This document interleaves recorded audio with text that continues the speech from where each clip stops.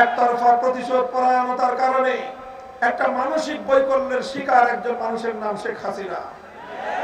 আমি বলি আওয়ামী লীগের নেতৃবৃন্দের বিচার হওয়া উচিত শুধু এই কারণে যে এইরকম একজন মানসিক প্রতিবন্ধী সাইকো রোগীকে এত বছর ধরে এদেশের মানুষের কাঁধের উপর তারা বসিয়ে রেখেছিল। আর এই মানসিক বিকারগ্রস্ত শেখ হাসিনা অব্যাহতভাবে চেষ্টা চালিয়ে গিয়েছে বাংলাদেশকে একটি ব্যর্থ রাষ্ট্রে পরিণত করার জন্য। তার চেষ্টা ছিল, তার সাধনা ছিল বাংলাদেশের প্রধানমন্ত্রী হওয়া নয়, অন্য আরেকটি দেশের তিলক। আমি সর্বপ্রথম আল্লাহ রাব্বুল আলামিনের দরবারে শুকরগুজারি আদায় করছি যে মহান রাব্বুল আলামিন বাংলাদেশের মানুষের বুকের উপর জগদ্দল পাথরের মতো চেপে বসা স্বৈরাচারী জালিমশাহী শেখ হাসিনাকে উৎখাত করে মুক্ত বাতাসে আমাদেরকে নিঃশ্বাস গ্রহণ করার তৌফিক দান করেছেন। আল্লাহুম্মা লাকাল হামদু ওয়া লাকাশ শুকর। স্মরণ করছি এই স্বৈরাচারী শেখ হাসিনার 15 বছরের স্বৈরতন্ত্রের বিরুদ্ধে সংগ্রাম এবং লড়াই করতে গিয়ে বিভিন্ন সময়ে ষড়যন্ত্রের শিকার হয়ে যারা শাহাদাত বরণ করেছেন। 2009 সালে বিডিআর বিদ্রোহের নামে শাহাদাত বরণকারী 57 জন দেশপ্রেমিক সেনা কর্মকর্তাকে স্মরণ করছি। 2013 সালের 5ই মে রাতের অন্ধকারে নবী প্রেমিক হেফাজতে ইসলাম বাংলাদেশের নেতাকর্মী যাদেরকে তারা শাহাদাত বরণ করেছেন। শাপলা চত্বরে যারা শাহাদাত বরণ করেছেন আল্লামা সাঈদী রহমতুল্লাহ আলাইহির বিরুদ্ধে ঘোষিত প্রহসনমূলক বিচারের প্রহসনমূলক রায়ের বিরুদ্ধে প্রতিবাদ জানাতে গিয়ে কোরআন প্রেমিক জনতা বাংলাদেশের বিভিন্ন অঞ্চলে যারা শাহাদাত বরণ করেছেন যারা স্মরণ করছি তাদেরকে। 2014, 15, 16 সালে একতরফা নির্বাচন এবং বৈষম্যের বিরুদ্ধে লড়াই করতে গিয়ে খুন, গুম ও হত্যাকাণ্ডের শিকার হয়েছে বিরোধী মতপথের যে সকল নেতাকর্মীরা। 2021 সালে বাংলাদেশের স্বাধীনতার সুবর্ণ জয়ন্তী উপলক্ষে এদেশের মাটিতে গুজরাটের কসাই নরেন্দ্র মোদীকে আনতে গিয়ে প্রতিবাদী মানুষের শান্তিপ্রিয় প্রতিবাদকে দমন করতে স্বৈরাচারী শেখ হাসিনার পেটোয়া বাহিনী, খুনি বাহিনীর গুলিতে নিহত হেফাজতে ইসলাম বাংলাদেশের 25-30 জন নেতাকর্মী শহীদদেরকে অতঃপর স্মরণ করছি। 2024 সালের জুলাই এবং আগস্ট মাসে পাখির মতো গুলি করা হত্যাকাণ্ডের শিকার বাংলাদেশের দামাল সন্তানদেরকে ছাত্র জনতার গণ অভ্যুত্থানে 3 বছরের শিশু থেকে আবার বৃদ্ধ বনিতা যারা শাহাদাত বরণ করেছেন, সহস্রাধিক সেই সকল শহীদ যাদের রক্তের বিনিময়ে বাংলাদেশ দ্বিতীয়বারের মতো স্বাধীনতা অর্জন করেছে, সেই সকল শহীদদের শাহাদাতকে কবুল করার জন্য দোয়া করছি এবং তাদের আত্মত্যাগে অর্জিত এই বাংলাদেশ যেন শান্তিপ্রিয় বৈষম্যহীন এক বাংলাদেশ হয়ে ওঠে সেই প্রত্যাশা ব্যক্ত করছি। সংগ্রামী সাথী ও বন্ধুগণ, একটা কথা আমাদেরকে মনে রাখতে হবে, স্বাধীনতা ও বিজয় অর্জন করা যতটা কঠিন, বিজয়কে ধরে রাখা তার চেয়ে বড় কঠিন। আমাদের অতীতের তিক্ত অভিজ্ঞতা হলো এই 1971 সালে দীর্ঘ স্বাধীনতার সংগ্রামের মধ্য দিয়ে যেই বাংলাদেশ অর্জিত হয়েছিল, যেই বাংলাদেশের স্বাধিকার যুদ্ধ শুরু হয়েছিল, জালিমের বিরুদ্ধে মজলুমের লড়াই বলে যেই স্বাধীনতা যুদ্ধ শুরু হয়েছিল, আল্লাহর উপর অবিচল আস্থা, বিশ্বাস এবং ইনশাআল্লাহ বলে যেই স্বাধীনতার যুদ্ধ শুরু হয়েছিল, কোরআন সুন্নাহ বিরোধী কোনো আইন তৈরি করা হবে না, এই অঙ্গীকার এবং প্রত্যয় ব্যক্ত করার মধ্য দিয়ে 16ই ডিসেম্বর 71 সালে স্বাধীনতার বিজয় অর্জন হওয়ার কয়েক মাসের মধ্যে এদেশের মানুষের উপস্থিতি বলছিলাম 1971 সালের যেই স্বাধীনতা অর্জিত হয়েছিল, ইনশাআল্লাহ বলে স্বাধীনতা অর্জিত হয়েছিল কোরআন সুন্নাহ বিরোধী কোনো আইন তৈরি না করার প্রত্যয় এবং কমিটমেন্টের উপর। 16ই ডিসেম্বর 71 সালে মুক্তিযুদ্ধে বিজয় অর্জন করার কয়েক মাসের মধ্যেই বাংলাদেশের মানুষ প্রত্যক্ষ করল দেশের প্রায় সকল জনতার, সকল জনগণের ইচ্ছা এবং অভিপ্রায়কে বৃদ্ধাঙ্গুলি প্রদর্শন করে ভিন দেশি আরেকটি রাষ্ট্রের ইচ্ছা এবং প্রেসক্রিপশনের ভিত্তিতে বাংলাদেশের মানুষের উপর একটি সংবিধান চাপিয়ে দেওয়া হয়েছিল। নতুন একটি চেতনা তৈরি করা হয়েছিল, যেই চেতনার নাম হলো ৭২-এর চেতনা। ৭২-এর চেতনার মাধ্যমে বাংলাদেশের ৭১-এর মুক্তিযুদ্ধের চেতনাকে ছিনতাই করা হয়েছিল। আজ আবার ২০২৪ সালের দ্বিতীয় স্বাধীনতার পর আমাদেরকে মনে রাখতে হবে, পতিত স্বৈরাচারী শক্তি এখনো কিন্তু তারা বসে নেই, ষড়যন্ত্র করছে বাংলাদেশের ছাত্র জনতার এই অভূতপূর্ব বিজয়কে আবার ছিনতাই করার জন্য। পতিত স্বৈরাচারী শেখ হাসিনার দোসররা প্রশাসন সহ বিভিন্ন জায়গায় ঘাপটি মেরে বসে আছে আমাদের কষ্টার্জিত রক্তের বিনিময়ে অর্জিত স্বাধীনতার এই যুদ্ধকে আবার কলুষিত করবার জন্য। সোচ্চার থাকতে হবে। শেখ হাসিনা বিগত 50 বছর পর্যন্ত রাজনীতি করেছে প্রতিশোধ গ্রহণের রাজনীতি আর বিভাজন করার রাজনীতি। শেখ হাসিনা বাংলাদেশের মানুষের কাছ থেকে 15ই আগস্ট তার পিতার হত্যাকাণ্ডের বিচার প্রতিশোধ গ্রহণ করার ঘোষণা দিয়েই রাজনীতি শুরু করেছিল। কিন্তু তার পিতা ৭১ সাল থেকে ৭৫-এর 15ই আগস্ট পর্যন্ত বাংলাদেশের ৩০,০০০ মায়ের কোল খালি করে ৩০,০০০ যুবক সন্তানকে গুম খুন আর হত্যা করেছিল। সে কথা শেখ হাসিনা বেমালুম ভুলে গিয়েছিল। একতরফা প্রতিশোধ পরায়ণতার কারণে একটা মানসিক বৈকল্যের শিকার একজন মানুষের নাম শেখ হাসিনা। আমি বলি, আওয়ামী লীগের নেতৃবৃন্দের বিচার হওয়া উচিত শুধু এই কারণে যে এইরকম একজন মানসিক প্রতিবন্ধী সাইকো রোগীকে এত বছর ধরে এদেশের মানুষের কাঁধের উপর তারা বসিয়ে রেখেছিল। আর এই মানসিক বিকারগ্রস্ত শেখ হাসিনা অব্যাহতভাবে চেষ্টা চালিয়ে গিয়েছে বাংলাদেশকে একটি ব্যর্থ রাষ্ট্রে পরিণত করার জন্য। তার চেষ্টা ছিল, তার সাধনা ছিল বাংলাদেশের প্রধানমন্ত্রী হওয়া নয়, অন্য আরেকটি দেশের তিলকমালী মুখ্যমন্ত্রী হওয়াই ছিল তার সাধনা। সংগ্রামী সাথী ও বন্ধুগণ, তাই আজ আমাদেরকে মনে রাখতে হবে, লক্ষ লক্ষ কোটি টাকা শেখ হাসিনা পাচার করেছে। একজন বিধবা নারীর এত টাকার কোনো দরকার নেই। তার দুজন সন্তান বিদেশে মোটামুটি তারা প্রতিষ্ঠিত, দেশে তাদের কিছু থাকবে না থাক। তার একটা বোন আছে, এই বোনকে নিয়ে তিনি পালিয়ে গেলেন।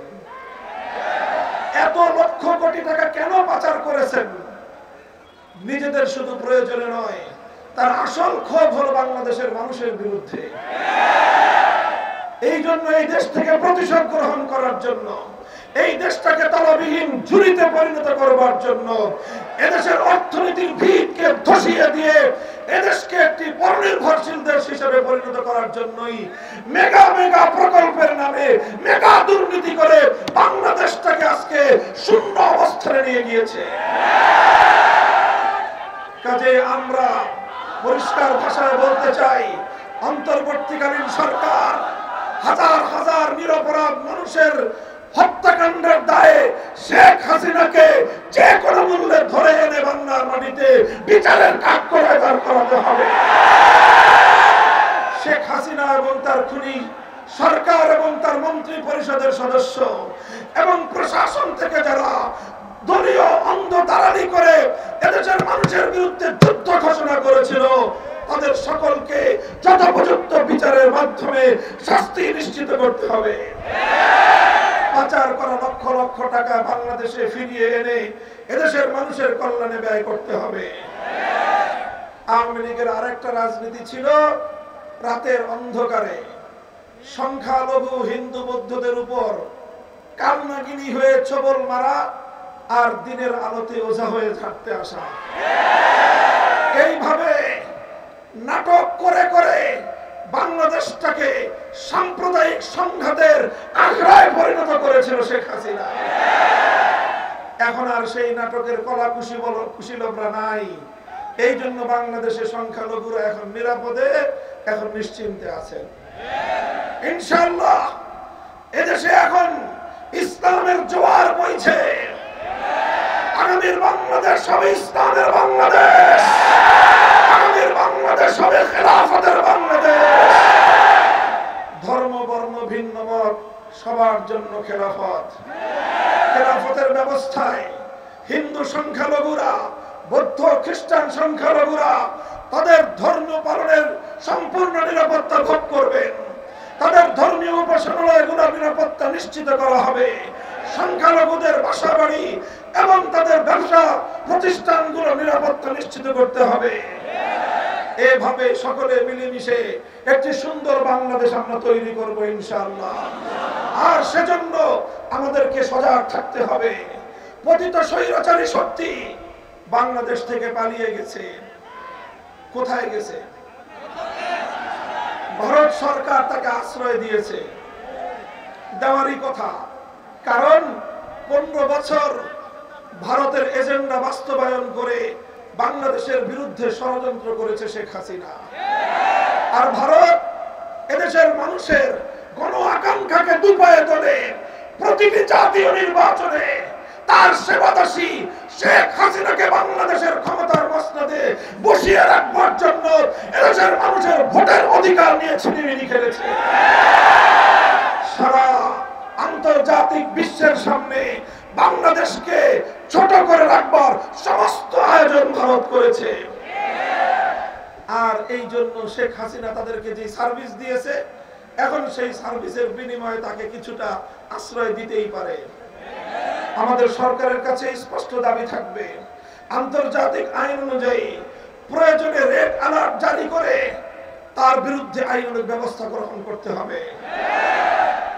আর বলবো আমরা পরিষ্কার ভাষায়, ভারতে আছে, কিভাবে তার বিচার হবে সেটা বিচারিক প্রক্রিয়া। সেখানে বসে সীমান্তের অপর প্রান্তে বসে সে তাদের সীমান্ত প্রহরীদের মাধ্যমে আমার দেশের নাগরিকদেরকে গুলি করে হত্যা করার প্ররোচনা দিবে। এদেশের মানুষ বরদাস্ত করবে না। সীমান্তের কাছাকাছি আছে, চট করে ঢুকে পড়বেন বাংলাদেশে। এই বাংলাদেশ সেই বাংলাদেশ নয়। এই বাংলাদেশ মাথা উঁচু করা স্বনির্ভর বাংলাদেশ। এই বাংলাদেশ ছাত্র জনতার বাংলাদেশ। এই বাংলাদেশ আরে আমার বাংলাদেশ। এদেশে আজ বিভাজন নাই।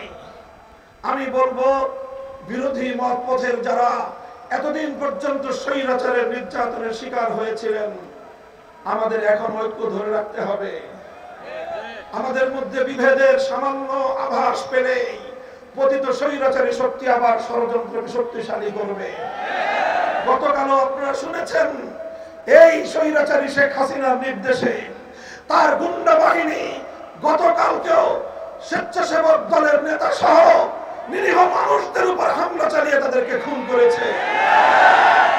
কাজেই এভাবে যদি আমরা সোচ্চার না হই, ঐক্যবদ্ধ না থাকি, প্রধান বিরোধী দলগুলোকে বলবো, বিএনপি, জামাতে ইসলামী সহ ইসলামপন্থী আলেম সমাজ, ইসলামী আন্দোলন বাংলাদেশ, খেলাফত মজলিস, জমিয়ত উলামা ইসলাম সহ সকলকে ঐক্যবদ্ধ থাকতে হবে দেশের স্বার্থ রক্ষার জন্য। মতবিরোধ থাকবে, মত পার্থক্য থাকবে, কিন্তু সেটা কখনোই যেন কোন নতুন স্বৈরাচার ফ্যাসিবাদকে অথবা পতিত স্বৈরাচারের জন্য বাংলাদেশে কোনো পথ উন্মুক্ত করে দিতে না পারে। ইনশাআল্লাহ এভাবে যদি আমরা ঐক্যবদ্ধ থাকতে পারি, ইনশাআল্লাহ নতুন বাংলাদেশ গড়ে উঠবে। 2024 সালের এই বিপ্লবের অন্যতম সৌন্দর্যের একটা দিক ছিল কি, আমাদের ছাত্ররা স্কুল কলেজ থেকে, ইউনিভার্সিটি থেকে রাজপথে নেমে এসেছে। আলিয়া মাদ্রাসা, কওমি মাদ্রাসা থেকে ছাত্ররা রাজপথে নেমে অভূতপূর্ব একটা ঐক্যের বন্ধন তৈরি করেছিল। তারা আন্দোলন চলছে, মিছিল চলছে, মিছিলের মধ্যখানে আজানের ওয়াক্ত হয়েছে। আজান দিয়ে নামাজের মাধ্যমে তারা বাংলার মাটিতে তার জায়নামাজে দাঁড়িয়ে রাজপথে সেজদা করে আল্লাহর দরবারে ফরিয়াদ করে খোদার সাহায্য কামনা করেছে। এভাবেই এই বিপ্লব সফল হয়েছে। কাজেই আগামী দিনে এই ধারায় অব্যাহত রাখতে হবে। এটাই বাংলাদেশের প্রকৃত চিত্র। ইনশাআল্লাহ বৈষম্যহীন, পূর্ণাঙ্গ ইনসাফপূর্ণ এক সমাজ গড়তে হলে আমরা বিশ্বাস করি পরিপূর্ণ বৈষম্যহীন সমাজ একমাত্র আল্লাহ প্রদত্ত জীবন ব্যবস্থার মাধ্যমেই সম্ভব। তাই মানব রচিত তন্ত্র মন্ত্র বাদ দিয়ে আল্লাহ প্রদত্ত রাজনৈতিক বন্দোবস্ত খেলাফতের প্রতি আমি সকলকে আহ্বান জানাচ্ছি। আপনারা বাংলাদেশ খেলাফত মজলিস, বাংলাদেশ খেলাফত যুব মজলিস সহ ছাত্র মজলিসের পতাকা তলে শামিল হন। ইনশাআল্লাহ আগামী দিনে ইনসাফপূর্ণ একটি সমাজ গঠনে আমাদের এই প্রচেষ্টা অব্যাহত থাকবে। থাকবেন তো ইনশাআল্লাহ? আল্লাহ পাক রব্বুল আলামিন আপনাদেরকে কবুল করুন। বাংলাদেশকে আল্লাহ পাক সকল ষড়যন্ত্রের হাত থেকে রক্ষা করুন। ওয়া আখিরু দাওয়ানা আলহামদুলিল্লাহি রাব্বিল আলামিন। বাংলাদেশ জিন্দাবাদ, বাংলাদেশ খেলাফত মজলিস জিন্দাবাদ। নাসরুম মিনাল্লাহি ওয়া ফাতহুন করিব। আসসালামু আলাইকুম ওয়া রাহমাতুল্লাহ।